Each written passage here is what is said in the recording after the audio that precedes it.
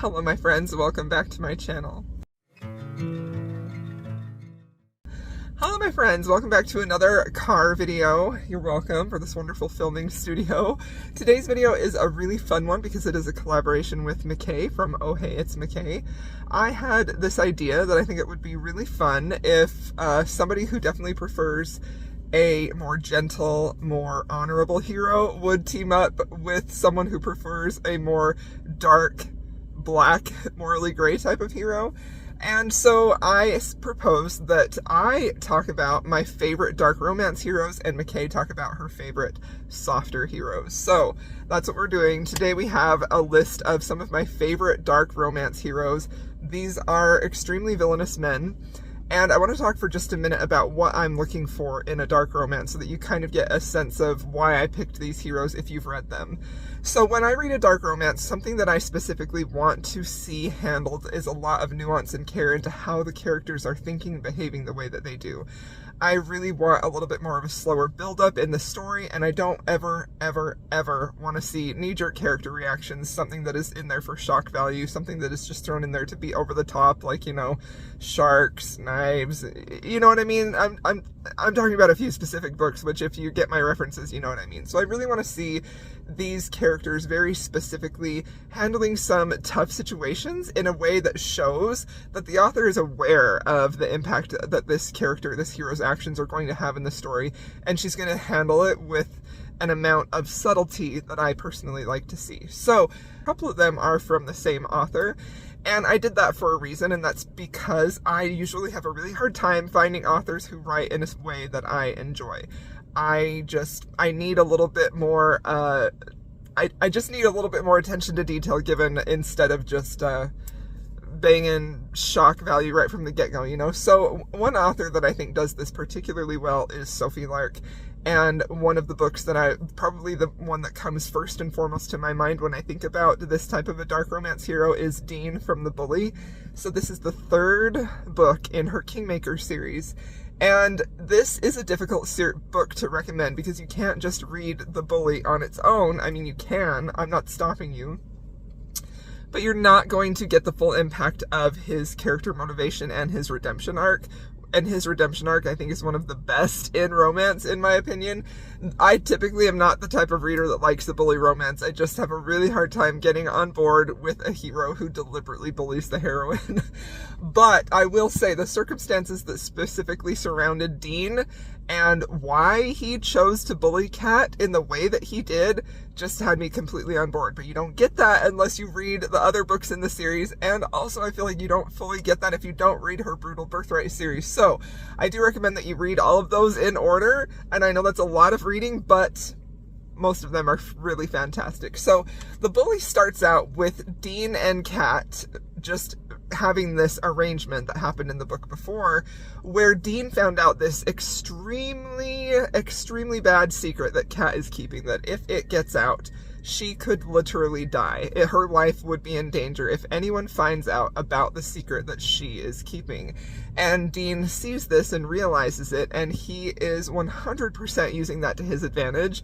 He forces her to do things that are degrading. He forces her to do things that she doesn't want to do, while at the same time, she stands up to him with her head held high. She does what he requests. Obviously, she has to. But there's a part of her that wants to never fully give in to him, and he senses that and he recognizes it and he really admires that about her. And I just think they have a wonderful relationship dynamic that is just intriguing and fascinating, and I just could not get enough of it. By the end of this book, I was such a diehard Dean fan, and I was really surprised because, again, this has a lot of things that I don't like. I don't like bully heroes. I don't like new adult romance. Typically, I find them immature pretty much all the time. And I just was really, truly surprised at how well his character was developed and ultimately redeemed. And I think that, you know, Sophie herself has said that she wrote this book because she wanted to give Draco Malfoy a redemption arc. So if you are a fan of Malfoy, like, you have to read this book. It was truly so good. And I think that even people who don't like other books in this series, they absolutely love this book. It is very kinky. It goes to some places that, you know, you are expecting a dark romance to, but it handles them in a way that is not just there for shock and titillation. I feel like everything that happens between these characters is there to further their character arc and their relationship, and it's just the best time ever. So that is probably one of my favorites. Another book that Sophie has that I think does this really, really well is her Sinners Duet series, books 1 and 2, where we get to see Cole. I'm going to just put a picture of the first one up here. There Are No Saints. Cole is our hero. Is he really a hero? I don't know. But he is the protagonist, and he is a very famous artist. He's in sort of this battle between a rival artist. They're not actually battling, but they're, you know, at loggerheads all the time. They're trying to prove who's the supreme artist in San Francisco, big part of the art scene, rich and fancy, all that stuff. But nobody knows that they are also like serial killers and that they're constantly trying to one-up each other in that way. So one night they are at this art exhibit, this gallery showing, opening night, and Cole sees a young woman there who really catches his eye. She's also trying to become an artist. She is determined, she's alone, you know, she has all these qualities that sort of draw Cole to her. And he finds himself for the first time in a long time paying her attention. And Shaw notices this, the rival artist, and so he goes out of his way to capture her and torture her and sort of leave her for dead, so Cole will find her, because he thinks that's a way he's going to get through to Cole, when Cole doesn't behave in the way that he wants him to, and thus begins a very complicated relationship dynamic with these two. I think that this book was really fascinating for me because Cole is exactly what you would expect from a sociopath or a psychopathic hero.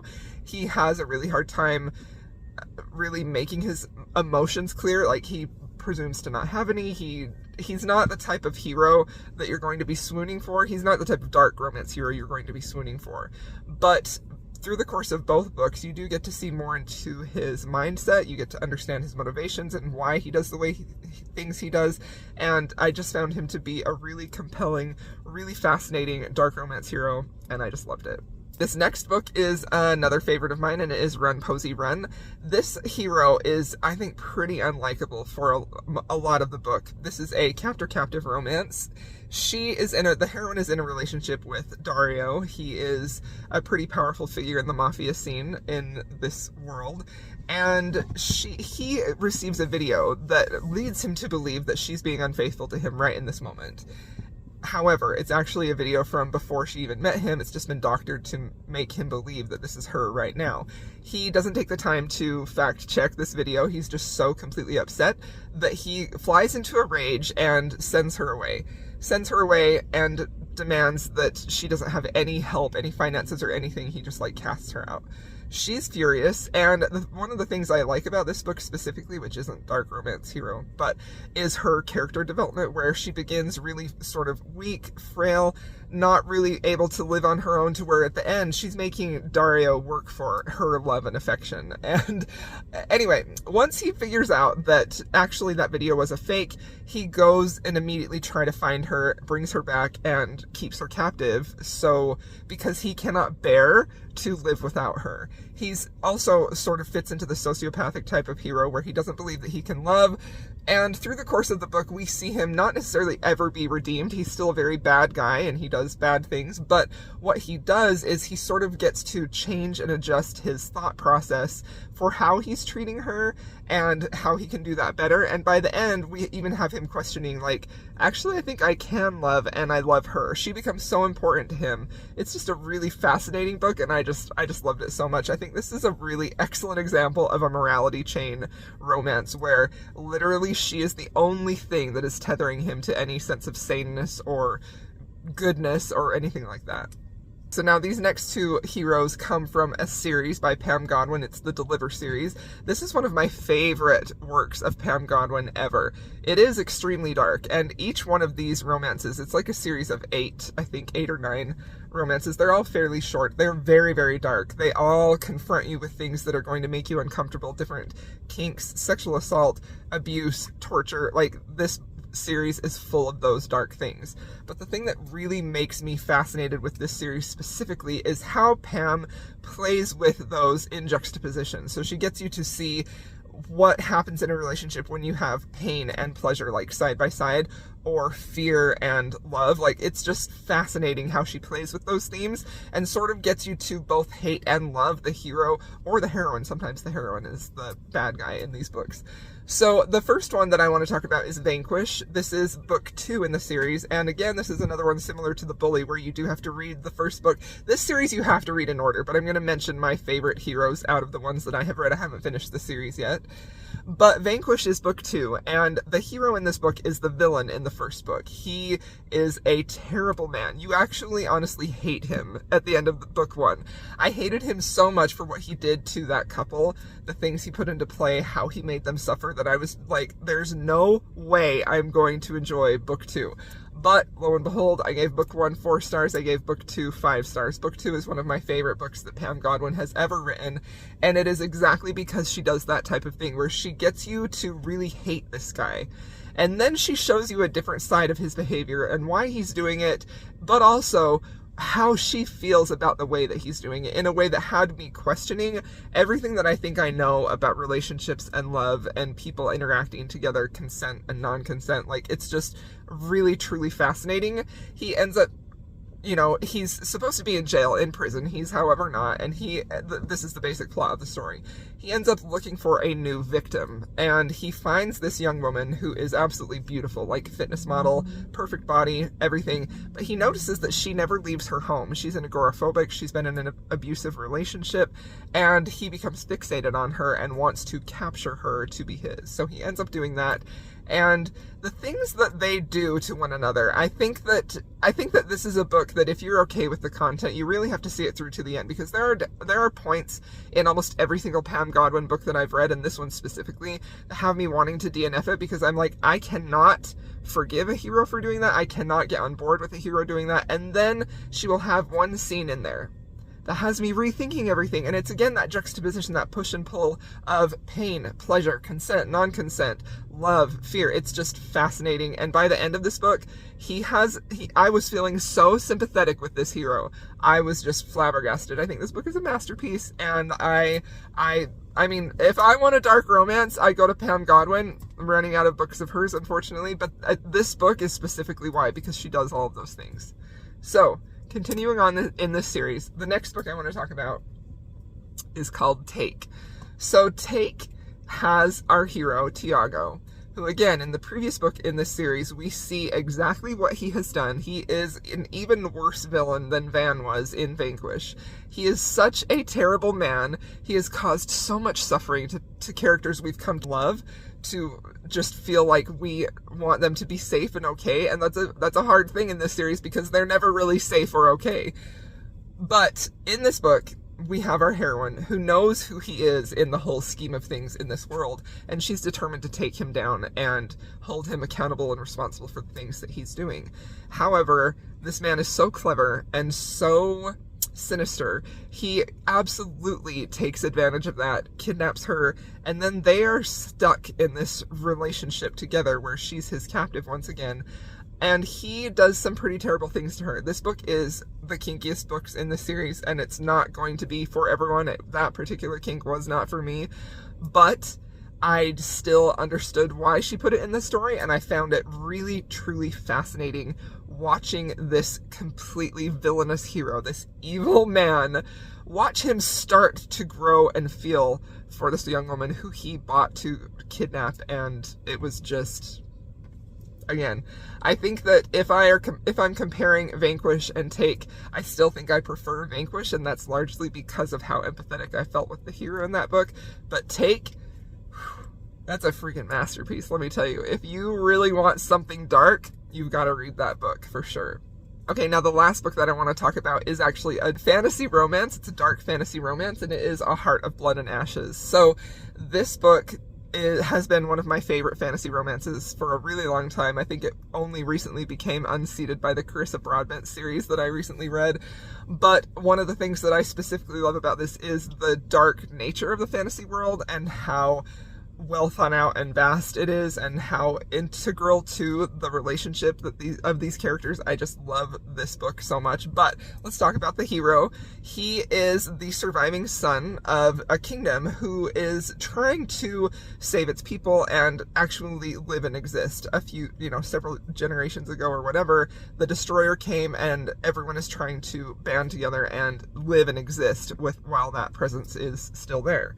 So in this book, we find out that Maddox's parents, who were the king and queen, have been killed, and he finds out that the woman responsible for their death is actually the last daughter in this long line of warrior queens, and they're supposed to be in an arranged marriage type of thing, and it's the heroine's idea for them to be in an arranged marriage, specifically because she wants their kingdoms to unite and to fight against the destroyer. Now, Maddox is extremely, extremely unlikable in the beginning. He is cruel to her. He is hateful to her. He is, has no concept of consent. But when he sees her and he's expecting this warrior queen woman to come out there, he's very surprised that she's weak. She's frail. There's nothing about her that says warrior except for her words and, her mind, things like that. So watching them sort of coexist to try and keep their kingdom safe and protect their people. A lot of this book is dealing with like different types of creatures and they're journeying on a quest and things like that, and bad things happen along the way, and Maddox really struggles to have any type of gentle or kind feelings for her. He just struggles with that for a lot of the book, until finally, when he realizes the power of her mind and her words and how strong she actually is, that he just starts to fall head over heels for her, until like the very end scene when he is like trying to get to her to save her, and he's like screaming her name, and it just it sends me into another stratosphere. I just love this book so much. It is definitely a slower building book and it's heavy on the fantasy, but because of how those are all connected with how the characters live and how the relationship develops, I found it to be so completely satisfying. I loved it so much. So alright, there you have it. Those are my favorite dark romance heroes who I thought I would hate, and I ended up really getting on board with. So hope y'all enjoyed this video. Please be sure to check out McKay's as well. And if you've made it this far, will you go ahead and leave me a black heart? And I'll see you in my next video.